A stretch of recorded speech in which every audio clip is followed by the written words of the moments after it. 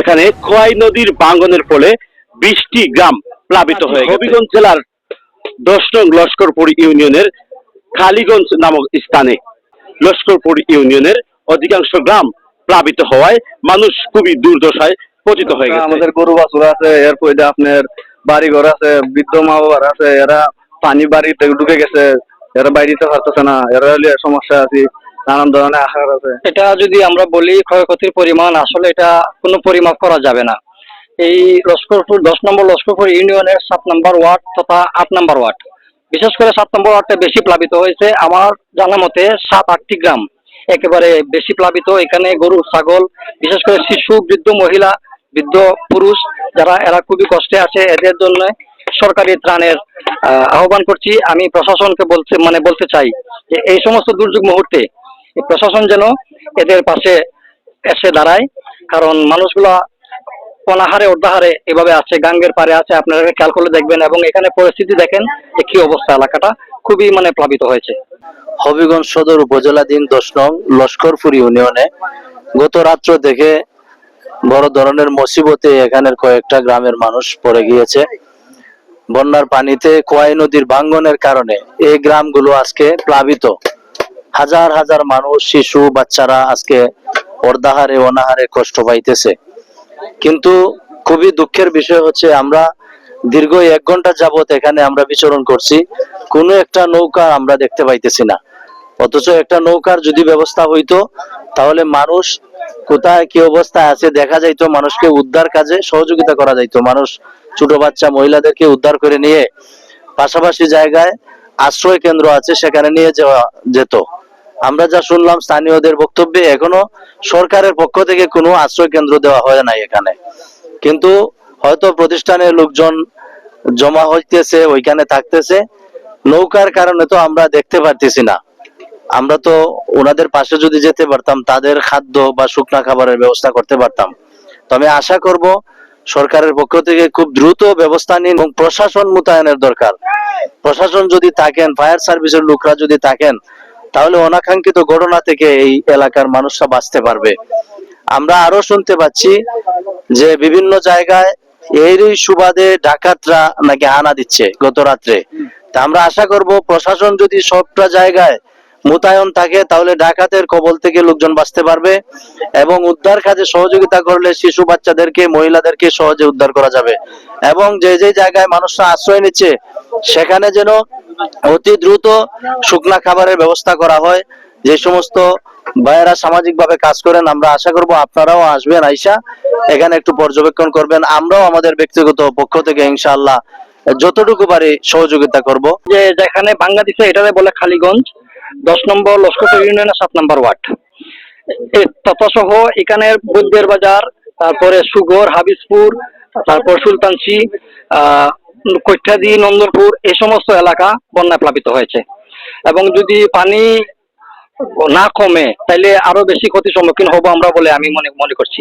ফলে খোয়াই নদীটা মূলত কেন ভাঙ্গন সৃষ্টি হয়? আসলে হয়েছে কি, এখানে ওই যে গ্যাসের যে ভালো উঠাইতো তো, আর একটা পাইপ ছিল, ওই পাইপটার উপরে দিয়ে লিক হইয়া তারপরে ওইটা অনেক বিরাট আকারে একটা গর্ত হয়ে আর কি অবস্থা আজকে। মধ্য দিয়া যে পাইপটা দেওয়া হয়েছে, এই পাইপটা দিয়ে প্রায়ই লিক করতো আজকে 2-3 বছর যাবত।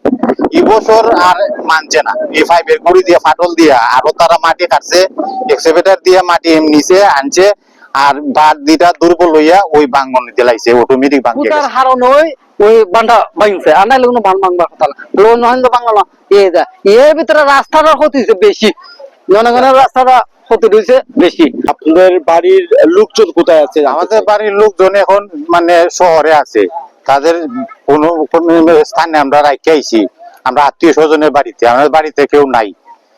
আমাদের ফসল আদি বাড়ি ঘর ভাঙ্গিয়া সব নষ্ট করে দিচ্ছে এই নদীর পানি যার কতদিন থাকবে এটার কোনো নির্দিষ্ট নাই। মানুষ তখন মহা বিপদে আছে, কেউ খাওয়ার নাই, কেউ রান্না বাড়া করতে পারে না, করার কোনো সুযোগও নাই। যারা পুরুষ আছে তারাও মানে বাইরে আছে, বাড়ির বাইরে। আমাদের সাথে আছেন তপন রায়।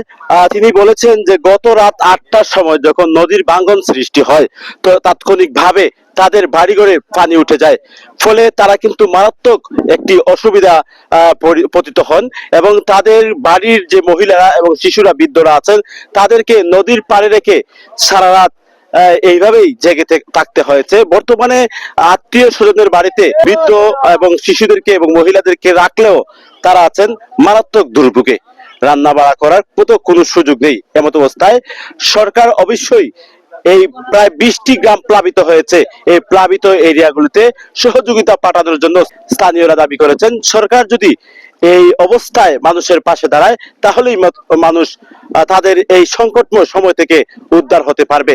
এছাড়া নদী যাতে করে এমন ভাবে ভাঙন সৃষ্টি না হয়, সেই পদক্ষেপ যাতে করে সরকার খুব শক্তভাবে নেয়, এই আহ্বানটুকু সরকারের প্রতি স্থানীয় জনগণ জানাচ্ছেন। নদী ভাঙ্গনটা মূলত আগামীকালকে গতকালকে রাত 8টা-9টার দিকে বাঁধনা দেখা দিচ্ছে। আর এখন তো পানির অবস্থা ভয়াবহ অবস্থা।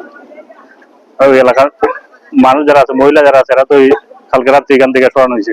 এখানে দেখলাম খোয়াই নদীর ভাঙ্গনের কারণে বেশ কয়েকটি গ্রাম প্লাবিত হয়ে গিয়েছে। বিশেষ করে এই যে এদিকে কিছু বাড়িঘর আমরা দেখে আসলাম, প্রত্যেকটা বাড়ির ভিতরে পানি উঠার কারণে আজকে মানুষ অনেক খুব কষ্টে, পশু পাখি নিয়ে, হ্যাঁ, বিবি বাচ্চাদেরকে নিয়ে খুব কষ্টে আছে। ছোট বাচ্চাদেরকে তাৎক্ষণিকভাবে গত রাত্রে মানুষ বাইর করে নিয়ে একটি প্রতিষ্ঠানে নিয়ে গিয়েছে। কিন্তু দুঃখের বিষয় হচ্ছে আজকে এই জায়গায় পর্যাপ্ত পরিমাণের নৌকা থাকার কথা ছিল, প্রশাসনের দরকার ছিল, ফায়ার সার্ভিসের লোকদের দরকার, কিন্তু কোনো কিছু আমরা দেখতে পাইতেছি না। হয়তো ওনারা আসছেন, কিন্তু এখন আমরা দীর্ঘ সময় যাবত কোনো কিছু দেখতে পারতেছি না। এলাকাবাসীর যে কথা যে এখানে আরো বেশি সহায়তার দরকার, প্রশাসনের আমাদের পুকুর টুকুর ডুববে, সব অবস্থা খারাপ, বাড়ি করে পানি। 7 নং ওয়ার্ডটাই আমাদের ওয়ার্ডটা, যেটা 7 নং 6 নং ওয়ার্ড গুলোই প্লাবিত হয়ে গেছে। ওই জন্য এই দিক দিয়েও দেখতে পারেন 8 নং ওয়ার্ডও আছে, প্লাবিত হয়েছে। এই দিকটা আরো বেশি ক্ষতি হয়েছে, মানুষের বাড়ি ঘর শেষ, ইন্দ্র শেষ। এখানে সরকারি কোনো আশ্রয় কেন্দ্র নাই, তবে ওই যে নদীর পাড়ে কিছু প্রাইমারি স্কুল, এই জাতীয় কিছু বা কিছু 2তলা 3তলা বিল্ডিং, ওইখানে বা শাহজালাল স্কুলে ওইখানে মানে মানুষ আশ্রয়তন্ত্র তৈরি করে নিয়েছে। সরকারি ভাবে কোনো আশ্রয়ের সুযোগ এখনো হয়নি। আমি প্রশাসনের দৃষ্টি আকর্ষণ করছি এলাকার মানুষের পাশে দাঁড়ানোর জন্য। আমরা দেখেছি প্রায় সময় কিন্তু ক্ষয়ের বিভিন্ন জায়গায় ভাঙ্গন সৃষ্টি হয়, ফলে ক্ষতিগ্রস্ত হয় জনগণ, অনেক গ্রাম প্লাবিত হয়। এমত অবস্থায় কোন পদক্ষেপ নিলে মূলত নদী ভাঙ্গন থেকে বাঁচা যাবে আপনি মনে করেন? আমি বাদ বিষয়ে যেটা বলতে চাই, একটা বালু তোলার একটা বিষয় আছে যেটা আমাদের এলাকায়, এটা মানে সরকারি ভাবে এটা একটা নিলাম বা ডাক হয়। তো এই বালু তোলাটা যদি একটু নিয়মের ভিতরে রাখা হয়, যদি একটু দূর থেকে বালুটা তোলা হয়, মানে নদীর গভীর থেকে, মানে পার ঘেঁষে না হয়, তাইলে আমার মনে হয় যে এই ধরনের দুর্যোগ থেকে আমরা রক্ষা পেতে পারি। কিন্তু এটা সরকারের চক্ষু ফাঁকি দিয়ে যারা মানে বালু উত্তোলন করে, তারা একটু কাছাকাছি আসার কারণেই বাঁধগুলো নরম হয়ে যায় এবং বাঁধগুলো ভেঙে যায়, এটা বলে আমি মনে করছি। এটা সাথে ছিলাম কাউসার মাহাদি, SBB 24 সংবাদ, বিজয় বাংলা, হবিগঞ্জ।